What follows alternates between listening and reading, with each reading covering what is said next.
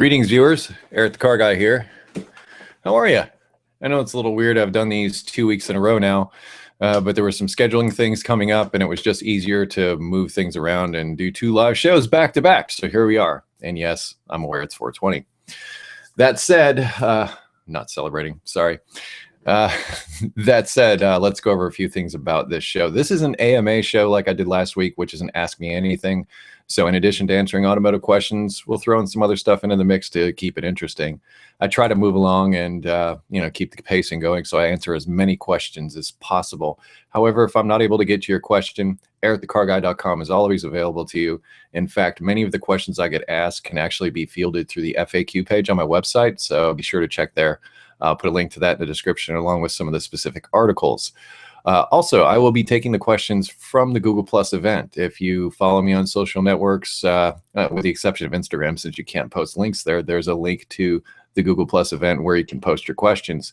If you're watching this on YouTube, I cannot see your comments there, so unfortunately I will not be answering those questions that are posted to the YouTube video. I will go through the comments later, but as far as the automotive questions, I won't be addressing those until the next live show, which will be in 2 weeks, which would be, I don't know, first week of May sometime, Wednesday. 7 p.m. is usually when they land. All right, well, we've gone over all the quote-unquote rules.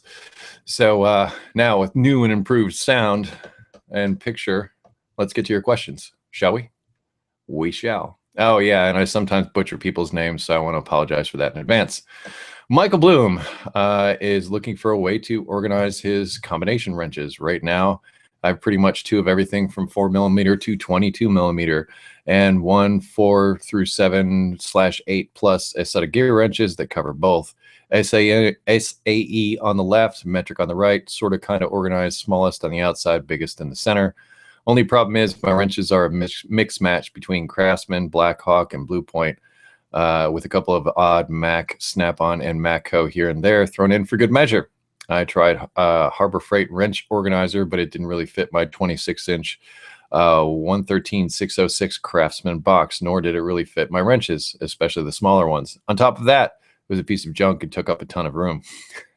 For a guy with such a mixed match of wrenches, what do you recommend? Just a guy at home, and because I don't make money with my tools, though I do save money, saving money is making money. I did pick up tools off places like Facebook, Craigslist, eBay. When I see a deal, for instance, I scored my Mac 10-piece set long pliers for $70. I'm broke, so that's why I have such a mishmash of brands. That's kind of a tough one. I mean, it's nice to have like the same kind of wrenches because they're uniform and they sort of fit together. I've got a set of mechanics time savers that I actually have mounted on the wall above my workbench where I keep a lot of screwdrivers and some wrenches and things. It's actually intended to be mounted inside of a toolbox. They're magnetic tool holders, and they're really not that wide. They're only a couple inches wide, and they have like little slots that are magnetic that can hold tools in place. That might be a good solution for you since they're not really set up to be, like a specific smallest to biggest wrench organizer. What they are is they're just magnetic tool holders. So you can put, pliers in them, screwdrivers in them, all kinds of different things, and they're magnetic. So as you open and close drawers, they don't flop around, which is kind of what you're going for if you're trying to organize your tools. I'll see if I can, you know what? I don't think I did a video. Well, maybe I did. I don't know. Check through my tool reviews. I'll try and check through my tool reviews. Look up mechanics time savers. I think I did do a review on those. So there will be the links listed in the description of that video to those tool holders that I did use. So that may be of use to you. Also, like it was several years back, it was like 2012 or 13 that I visited the tool show down in Orlando. And I think there's also a link to Mechanics Time Savers there. They've got a lot of unique, interesting stuff that you might find useful. Also, Grip-On Tools. I've got some tool organizers from them somewhere along the line. I've got also perhaps a video where I had some of those. I don't know if tool organizers were what I reviewed, though, but I've got a few things there. But I almost think by the sound of it, those Mechanics Time Savers would kind of help you. Rick Martini, hi Eric, asked about my 95 Honda Odyssey with 190,000 miles back in January. I thought I had white smoke all the time after changing the head gasket. Well, I used a combustion leak detector and it showed no leak. I even ran the engine without cooling it for a minute till the smoke came out of the exhaust. So it turns out it was really gray smoke because of burning oil. The engine had always used about a quart of oil every 1,000 miles, but didn't smoke. Anyway, I'm changing the rings. 28 out of 40 holes on the sides of the pistons were plugs with burnt oil. My question is, should I hone the cylinder walls or not? I can barely see the original honing pattern. The cylinders are shiny and smooth. The wear patterns on the thrust sides, but no scratches. The factory manual says use 400 grit, but as a note, only scored or scratched cylinder more must be honed. So should I play it safe or hone? Thank you for your great videos. You should replace the engine, is what I'd say, because this is exactly what I'm talking about in the video that I did about rebuild or replace. Engine rebuilding is way more involved than just throwing a set of rings in and cleaning out some oil return holes. In fact, you may end up with it burning more oil in the end because some of that gunk was actually sealing for you. It's just, you can't just, especially if the cylinder walls are smooth, that means they're worn, which means they're out of round, which means putting new piston rings in is not really going to solve the problem. It's really just wasting your time, in my opinion. So unless you're going to do a proper rebuild, send it off to machine shop, have it bored out, have the cylinder walls properly finished so that those rings seal more, great. If not, also the bearings. If you're going that far and you're taking the pistons out, you got to look at the bearings. If the bearings are worn, you put the whole thing back together, it could end up knocking, it could end up spitting a bearing after you're done with all this. So you go through all this time and effort, and you've got an engine that maybe smokes worse than it did before you started, or starts to make noise, or worse yet, blows up. I've seen it happen. This is why I'm concerned. So if I were you, I would look for a good used engine and just drop the whole rebuild thing, because unless you're going to do it properly, which is expensive, time consuming, and you need a lot of special tools to do it right. Unless you're going to do that, then you're just rolling the dice. So do whatever you want to do. Hone the cylinder walls, whatever. It's probably a good idea, because the whole reason you need to hone cylinder walls is because of seating new rings. But the problem is not the rings. The problem is the pistons are worn, the cylinder wall is worn, the clearances are too large. Therefore, no matter what you do, there's going to be oil leaking past. And as I said before, you could actually make the problem worse. So I wish you good luck. And I'm not trying to be the prophet of gloom and doom. I'm just trying to steer you in a direction that, is a lot more practical than what I feel that you're doing. Shravan Ranu. Hey, Eric, my rear wheel bearing is making a whistling noise, but there is no play in the wheel whatsoever. Can I continue to drive the car until I get money to replace it? I think you mentioned that wheel bearing that makes no noise has play. Then it's imperative in replacing the bearing. Any help would be greatly appreciated on this matter. Wheel bearings don't make whistling noises. There's something else. In fact, I would be looking at the brakes.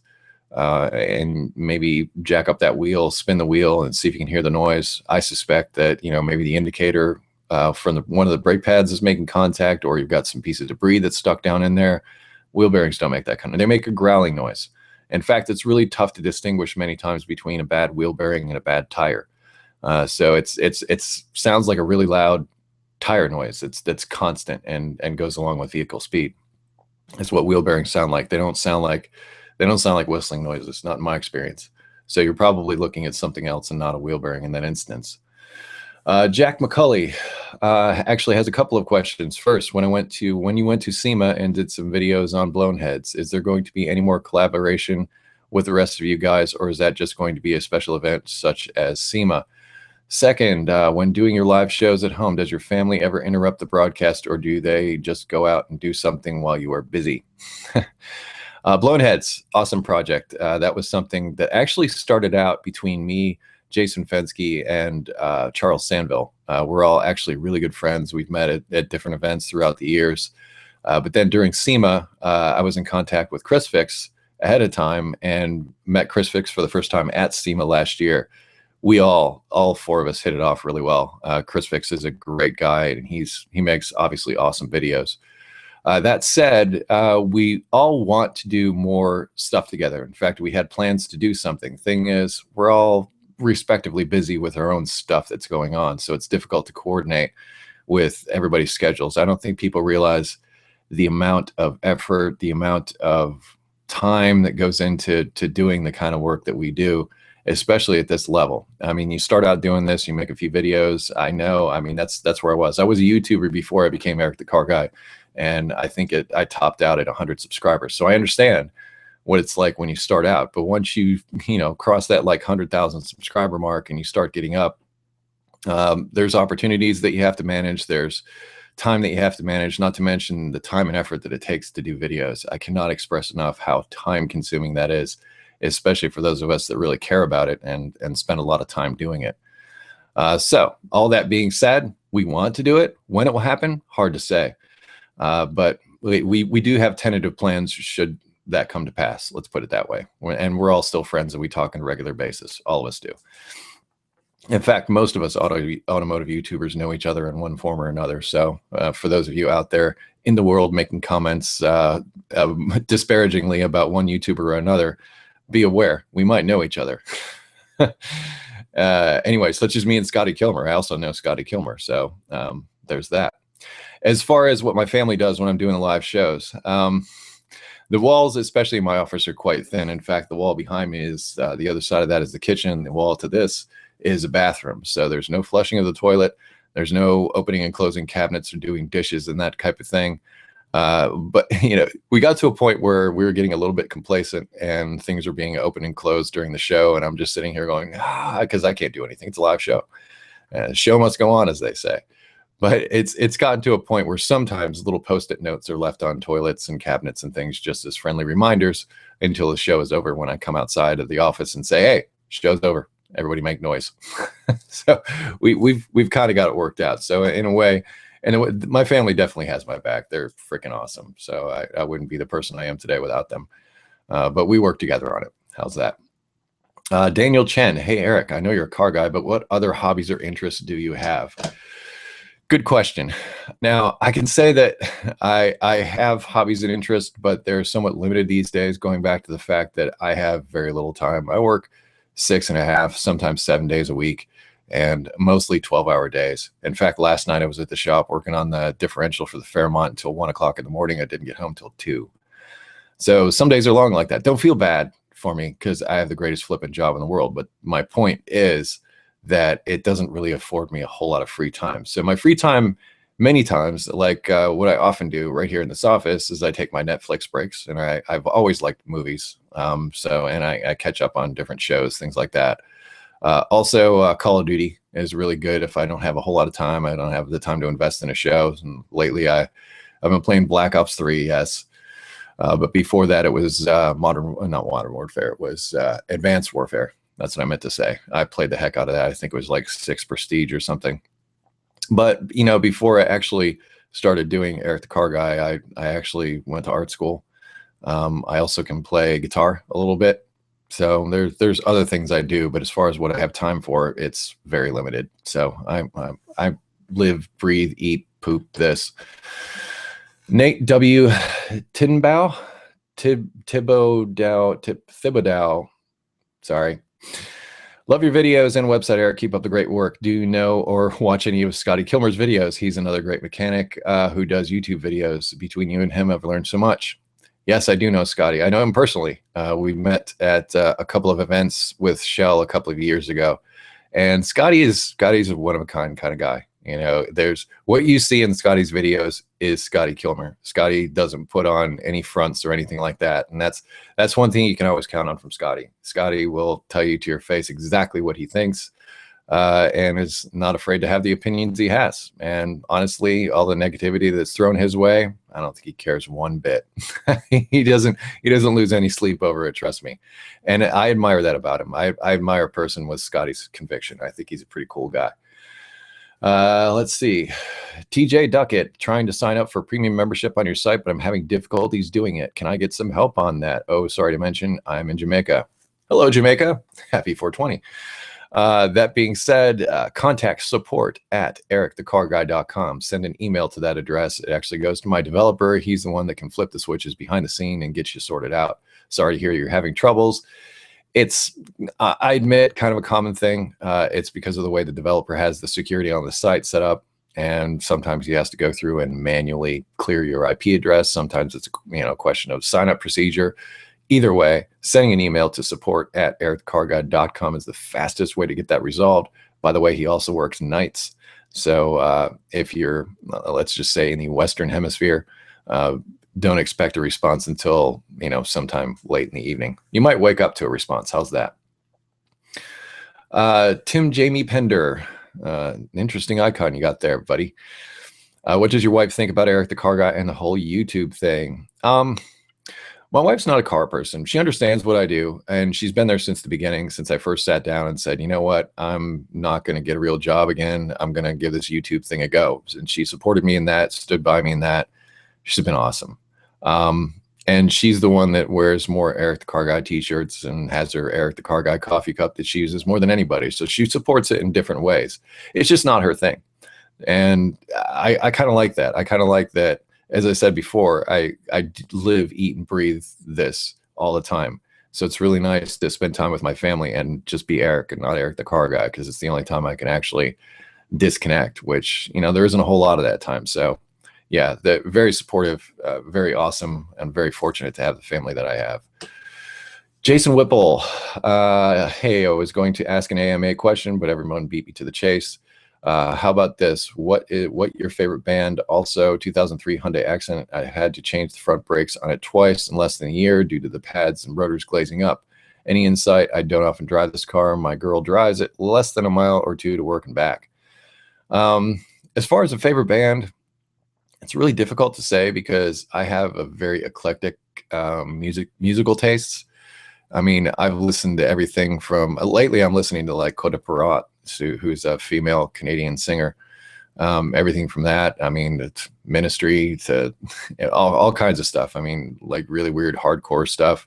When I'm at the gym, I listen to a lot of sometimes dance music, stuff like that. Just stuff that just keeps the heart rate up.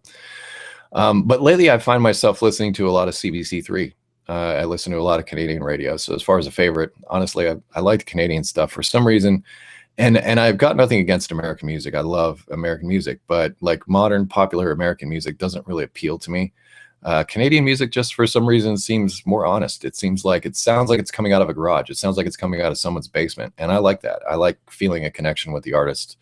And as I stated earlier, I'm something of a musician myself. So I have a certain appreciation for music and being in a band and what it takes to do all that kind of stuff. Brian, the cameraman, is also a guitar player, left-handed, so I can never play his guitars. But so there's music in the Eric the Car Guy family.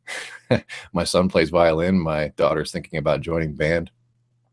So I'm omnivorous when it comes to music. As for your Hyundai, first thing that comes to mind is, okay, what do you mean by glazing? And I'm assuming what you mean is your brakes are getting noisy. And the first thing that I say to anyone that comes to me with a brake noise complaint is the friction material. If you're purchasing cheap friction material, that's like your first handicap. Second thing is replacing the hardware, the metal hardware that often comes with quality pads. Usually the shims that go between the caliper and the brake pad itself, those go a long way to help prevent noise as well. So given that it's and also servicing the caliper properly, that's silicone paste on the slide pins and maybe a little bit of anti-seize on the ends of the brake pad so that they move freely, especially the silicone on the slide pins. That helps reduce noise a great deal. It's also the proper lubricant for those slide pins. So that's what I would go. I would be looking at your installation and what you're doing, not so much your driving habits, and also the pad material itself. Steve Z is working on a 1988 Ford Escort GL with a 1.9 engine. Car has a parasitic draw issue where the battery goes dead in about 24 hours. The battery is new and only 1 month old. Check the amp draw when the engine was off, and it was showing 3 amp draw from the battery. I pulled the fuses one by one, and there was no change in the amp draw. I also noticed that when I tested the battery with the engine running, it was only reading about 12.3 volts compared to a normal reading of 14.5 volts. I resumed the parasitic draw testing and disconnect the electrical connector from the alternator. After this, the amp draw went to 0.02 amps. From this testing, do you think the alternator is bad, or could some other part in the alternator circuit cause a parasitic draw like this? Thanks for your help. I'm trying to wrap my mind around a couple of things. I mean, were you disconnecting the alternator while the engine was running? First of all, 12.3 volts while the engine was running is not enough. A fully charged battery, static charge, just sitting there, engine not running, should be 12.6. The fact that it's 12.3 with the engine running says to me that there's likely a problem with the charging circuit. So that in and of itself could be it. And if you're disconnecting the alternator and the parasitic draw goes away, like if you're actually doing the parasitic draw test, yeah, that all sounds like alternator to me based on what you're telling me. If I'm reading you correctly, yeah, I would replace the alternator and recheck everything. But also make sure your battery's in good condition. And if you do charge it up slowly overnight. The slower you charge a battery, the better. They like it that way. They don't like fast charges. And if possible, avoid charging the battery with the alternator of your vehicle. That can actually damage the alternator. So yeah, an alternator trying to work too hard, trying to keep up with a weak battery, and that's no bueno. Aaron Tinkle Pow. There we go with the names again. What is the worst car you worked on? That is a good question, because I've worked on a lot of cars, and I don't know, 20 some years I've been doing this, and a few stick out. I didn't like working on Cadillac North Star engines. I never liked that. That was brutal. One of the most brutal things I'd worked on. Also, there was a Range Rover that I worked on once. That was not much fun. I really don't like working on German cars. For some reason, we don't get along. You know, in fact, you've seen probably, you haven't seen any videos of me working on German cars in my videos, namely because I don't like working on them. But, you know, and I'm also known for working on Asian makes. So I've worked on quite a few Asian vehicles. But yeah, as far as worst cars, I mean, in a way, Barbara's van comes to mind just because it wouldn't stay fixed. Also, that Montana with the exhaust bolts, that worked me pretty hard. Although I'm going to try something different. There were a lot of viewers that suggested that I weld a nut onto the remainder of the bolt that was still stuck in the cylinder head, and that might be a better method for removing broken studs from cylinder heads. And the next time I run into that issue, that's exactly what I'm going to try.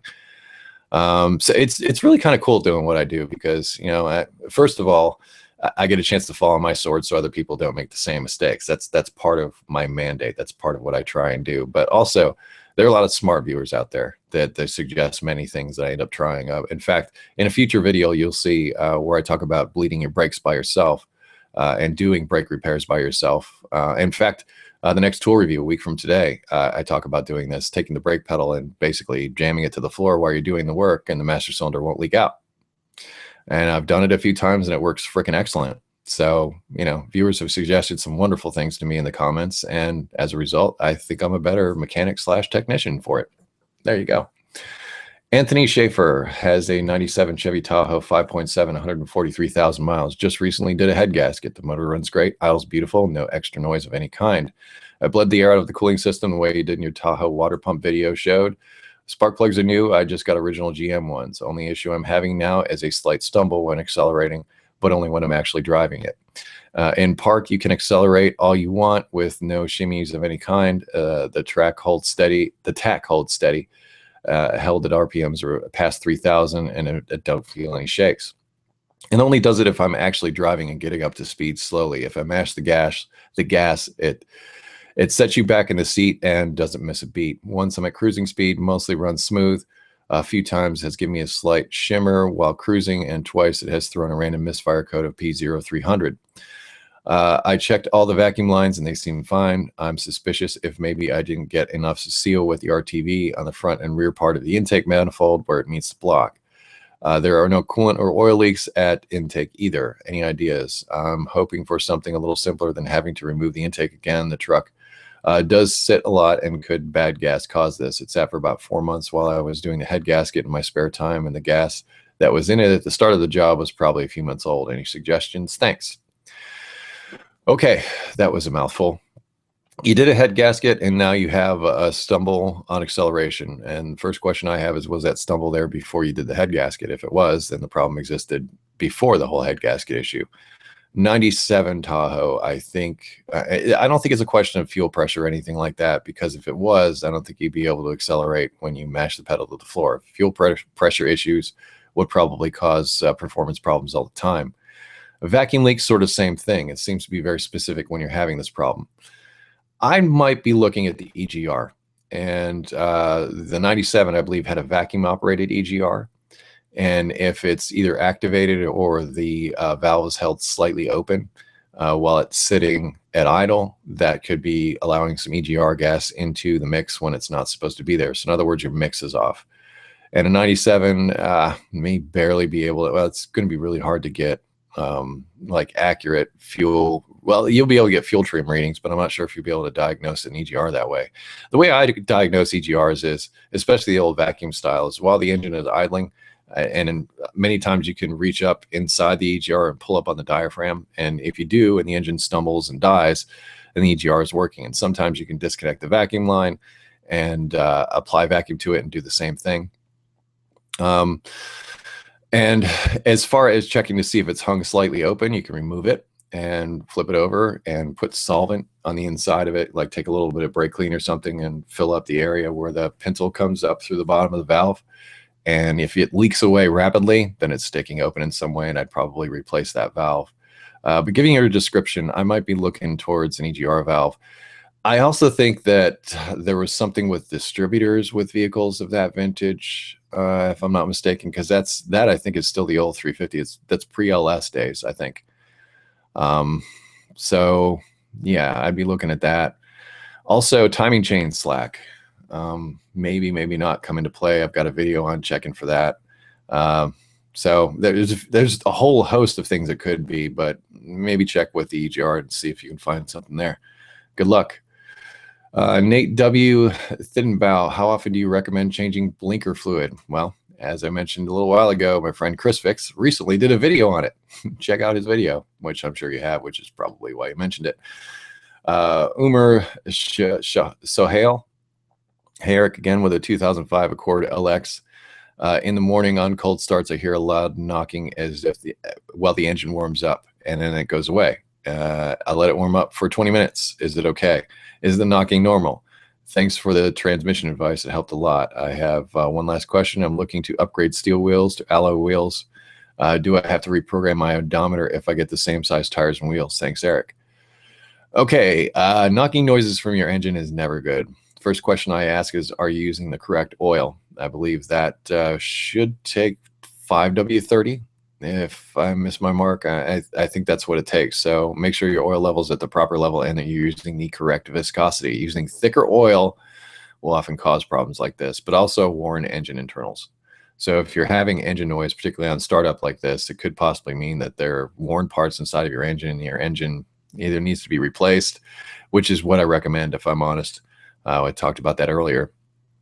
Or, rebuilt, which once again, I'm not down with the whole rebuild thing. So with that in mind, I'd hold off on buying wheels until you figure out what's going on with the engine. But to answer your question in that regard, same size wheel and tire, it's not going to affect the speedometer reading whatsoever. So if you're putting the same size tires on, you can actually put larger wheels so long as the outer diameter of the tire is the same. I'm trying to remember, okay, my 91 Integra, came up with 14-inch wheels, and I ended up putting 16s on it. And I can't remember the exact tire sizes, but it all worked out the same. To even though the 14-inch wheels with those tires and the 16-inch wheels with the tires I put on it both came out to the same diameter. Therefore, it didn't affect the speedometer reading at all. And that's what you're concerned about, because the larger the wheel, if you draw a line along the side of the tire and you turn the wheel 1 revolution, that's the distance it travels for every revolution of the tire. So if the tire is bigger or smaller, if it's bigger, it's going to travel a farther distance with 1 revolution. If it's smaller, it's going to travel less of a distance with 1 revolution. So that's where the whole speedo changes come into account. But it's been my experience that actually, well, some older Hondas, especially my Acura Vigor, the speedometer is off by about 4, almost 5 miles an hour. And you can verify that with your GPS. All right, February. I've seen you here before. Hey, Eric, here's a follow-up to my 99 Accord 6-foot-long brake line replacement saga I mentioned 2 weeks ago. Actually, I think it was last week. I did it. It only took me 7 hours. Told you it wasn't going to be fun. The brake pedal feels kind of firm and the car stops, but there's still a bit too much brake pedal travel. Do you have any tips on how to check the brake master? I believe it to be the culprit because every time I do a brake job, it puts the caliper piston without opening the bleeding nipple. I think I may have damaged the seals in the master cylinder, and now I have long pedal travel and mushy, even with new fluid and no air in the system. As far as master cylinder diagnosis, really and checking for those seals that you mentioned, just sit stopped, leave it in park when you do this, and just apply light pressure to the brake pedal. If the pedal slowly sinks to the floor, then those seals inside the master cylinder are bad and you should probably replace it. In fact, I covered that in my master cylinder replacement video as far as the diagnosis and the replacement of a master cylinder. But that's the main thing you run into, especially when seals get damaged in that sense. But something I often do, and I'll post a link in the description to this video, when I've got a spongy brake pedal on a Honda, especially if you have four-wheel disc brakes, this is quite common.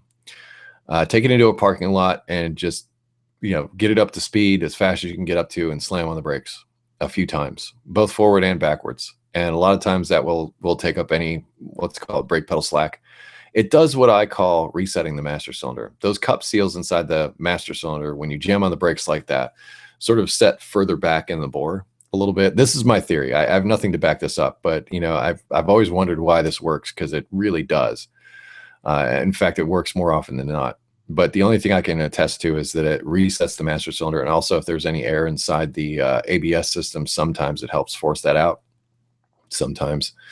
But Hondas of that vintage don't require a scan tool for you to bleed the air from the ABS system, so you should be fine. It's a pass-through proportioning valve when it's not in use.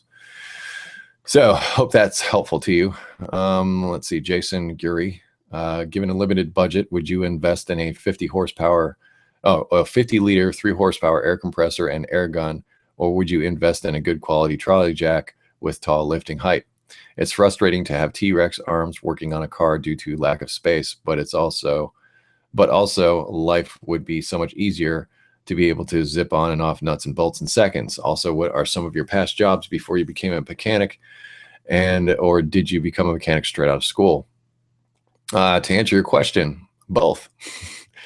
But the compressor isn't necessarily something you need to zip bolts on and off. There are electric tools out there that work really good. In my experience, nothing works better at pneumatics, especially on difficult nuts and bolts. Pneumatics are the way to go.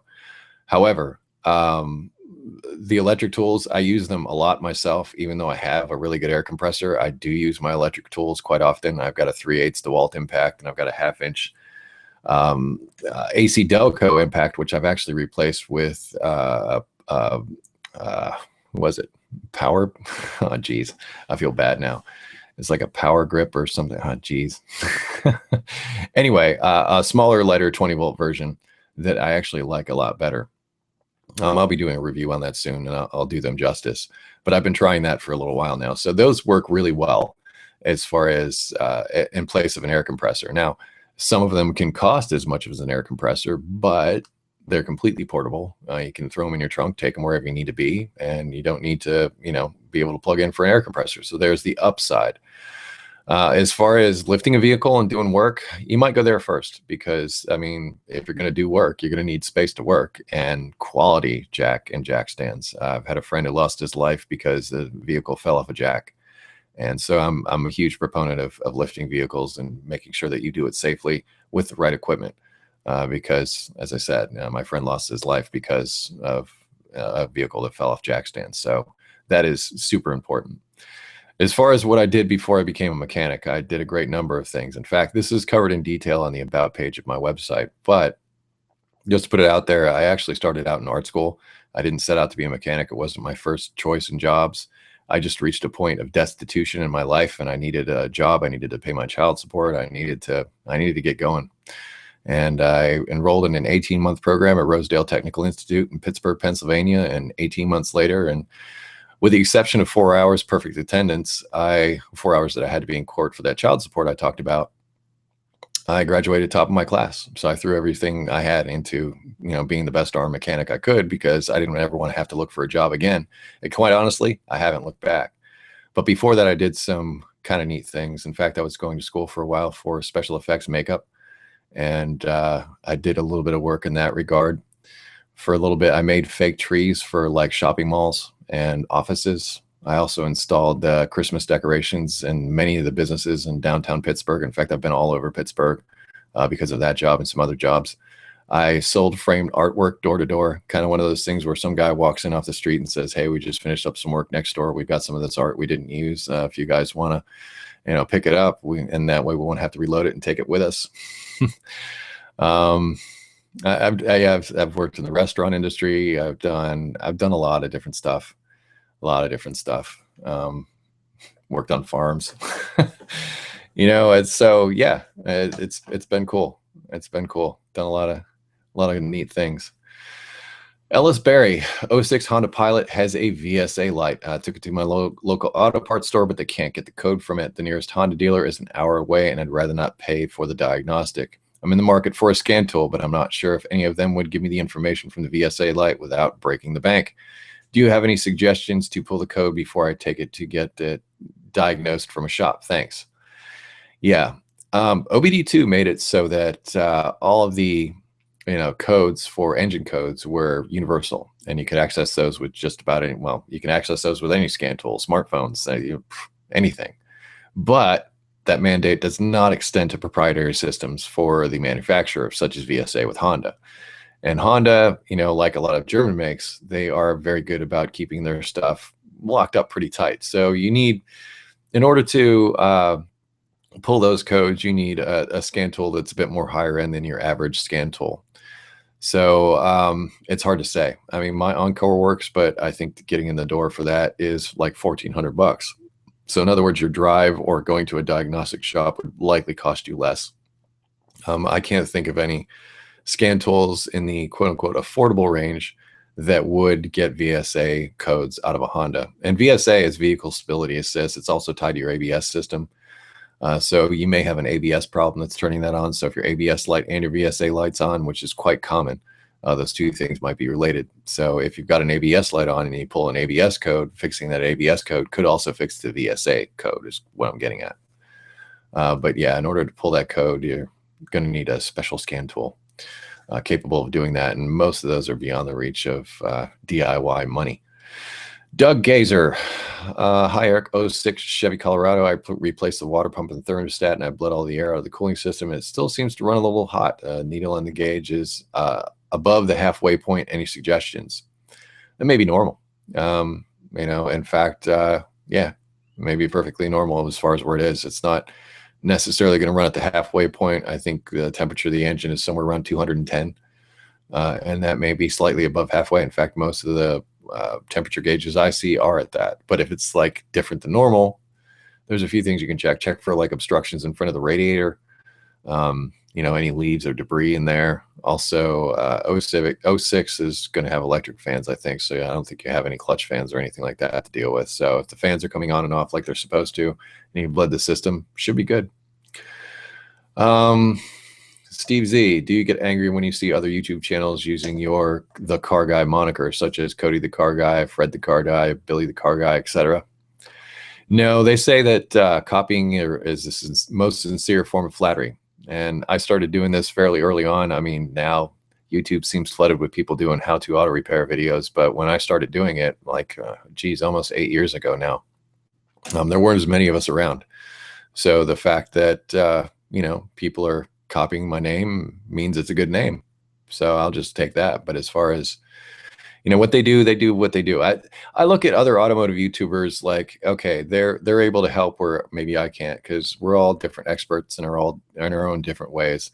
And as long as people are getting help, that's all that really matters to me. I don't really see it as a competition. Like I said, I'm friends with a lot of the automotive YouTubers in the community, and we all get along great. And I don't have any issues with any of them really that I can think about.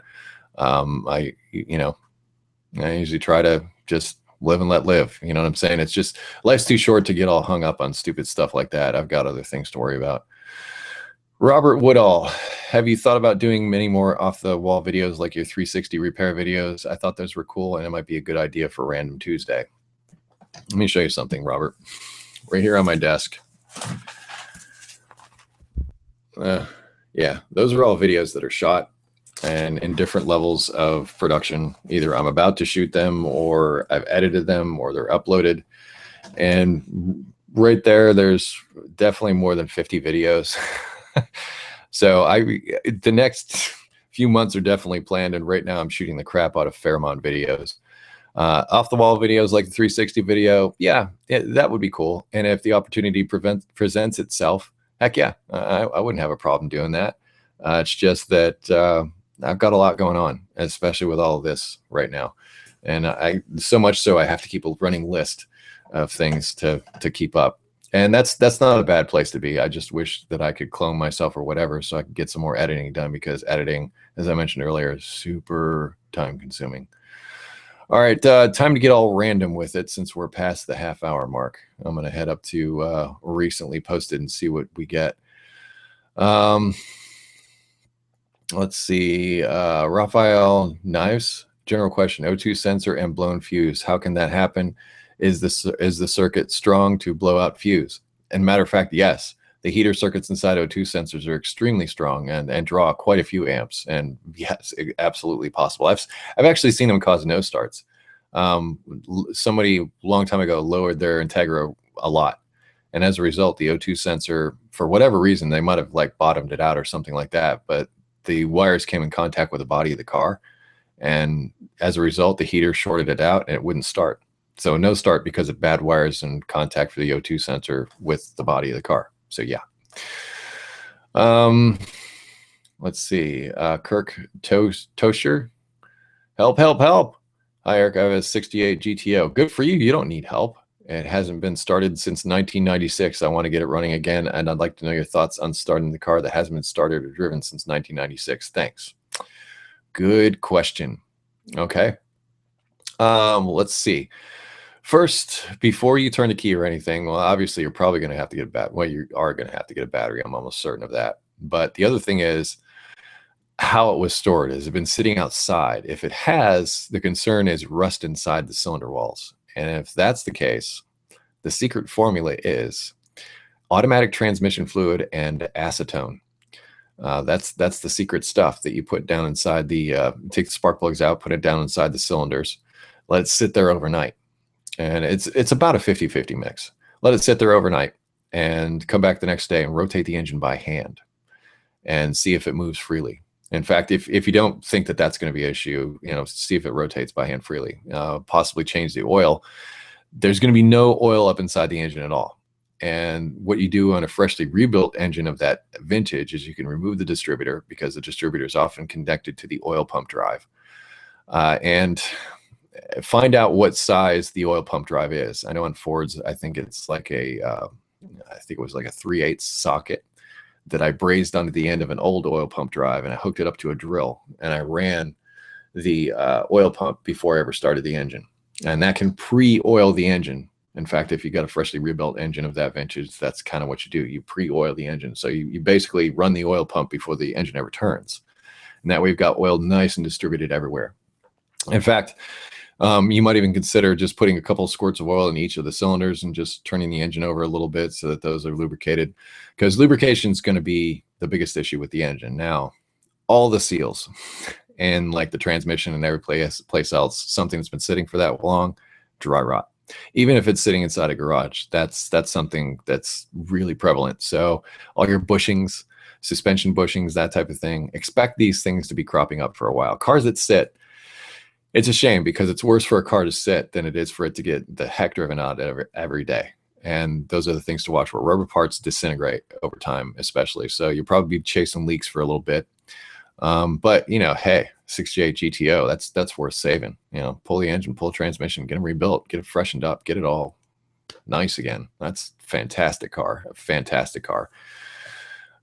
So good luck. But yeah, there's a few tips that I hope can help you. Getting all random like. Let's see. Sean H. I'm thinking of buying an Audi. Do you suggest an A4, A6, A3, or just disappearing up my own ass? Thanks. Well, I drove an A4 in the Arctic Circle with Nokian tires last winter. Freaking awesome. That car was really killer. And those tires, honestly, I was driving on a frozen lake. There'll be a video that I'm waiting for this winter to come out that I'll have on that. Yeah, I like the A4. The A4 was a pretty cool car.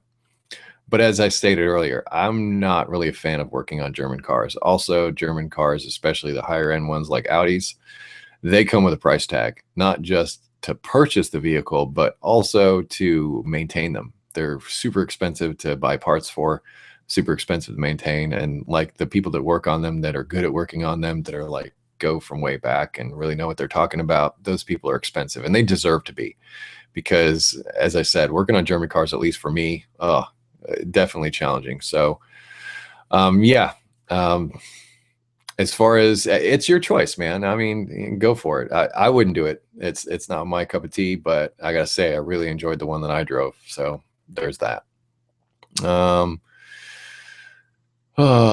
Still doing random stuff. Let's see. All right.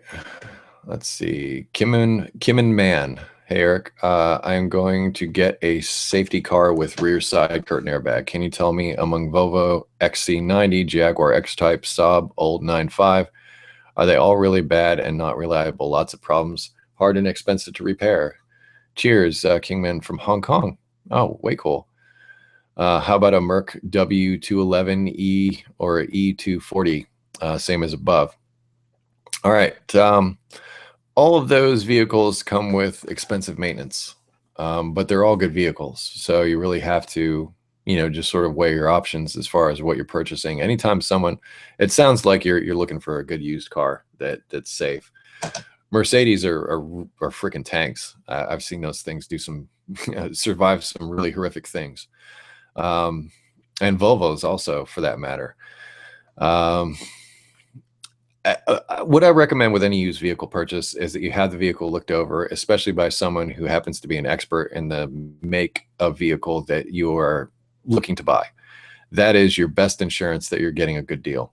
I can't stress that enough, because cars may look good on the outside, but mechanically they may be wrecked. And as stated, all those cars come with, sometimes significant maintenance and price tags as far as upkeep goes. So you want to sort of protect yourself against that and find out what you're getting into before you get into it. And, if you're considering one vehicle and it's got a bad transmission, it's good to find that out before you buy it, because I can't tell you how many times people have come to me after the fact and said, I just bought this vehicle and for some reason it's not shifting right. I hate hearing that. And I hate, telling them, oh, by the way, it's past 30 days or whatever, and you're going to need to spend a significant amount on the transmission on a car you're just starting to make payments on. Super disappointing to give that news. So have it checked out by a professional before you purchase it, no matter what you're getting. And that way you have a better idea of what you're getting. More random. In fact, I'm going to make this the last question. Nick Klutz. Hey, Eric, love all your videos. Keep up the good work. Now to get to the matter at hand. My girlfriend has a 99 Grand Cherokee with a 4.7 V8. So do I. It has a check engine light on when cruising. When using the scan tool, it shows injector 3 open circuit. I've looked over the wiring and have found no issues. Any ideas where to look? Could be the injector itself. You can use what are called Noid lights. And they are a little, and you can often just get these at the parts store, and they rent them to you. So in other words, you buy the tool, but if you bring it back, they give you your money back. But anyway, it's a really cheap tool aside from that. And I think it's only like $20. They're just little LED type lights that you can plug into the injector harness where the injector plugs into. And every time the computer tells the injector to fire, it flashes that light. And if the light flashes and you've got it plugged in, everything about the circuit is good. You can reasonably assume that injector is bad. So that's what I would suspect. If I'm not mistaken, those vehicles do have some injector issues. So you may be looking at a bad injector. And with that, I'm going to shut this live show down. Once again, like I said, I'll be back again in 2 weeks. I know that this was something of an anomaly that we did today, but hey, it was fun. I don't know, this AMA thing seems to get mixed in with these other questions. How about in the comments, you let me know if you wish me to continue with the AMA type stuff, or you just want me to stick to automotive. You're helping to drive this show. And in fact, help drive it to the point where I now have better sound and better picture. Well, better picture until the sun goes down and then the lighting gets all weird. But that being said, if you have automotive questions that I did not get to in this session, first of all, I apologize, but always EricTheCarGuy.com. There'll be links to stuff in the description to help you there. In addition to that FAQ page, we have a very helpful forum that can also possibly help you. So, there are ways. Also, I'll put some links in the description to some of the things that I mentioned during the course of this show. So if you have additional questions about that stuff, please check there, but give me a few minutes after the show concludes to get that stuff up there. So I have to come in and fix the description. Anyway, trying to think of anything else I need to tell you, other than, yeah, like I said, first week of May. No, first week of May. Wait a minute. I don't know. I'll post in the description when the next show is going to be, and we'll just sort of take things from there. Anyway, I want to thank you so much for watching. Google Plus, obviously, Facebook, Twitter, Instagram. If you wish to follow me socially, and I close each of my videos, including these live shows. Be safe, have fun, stay dirty. Thanks again.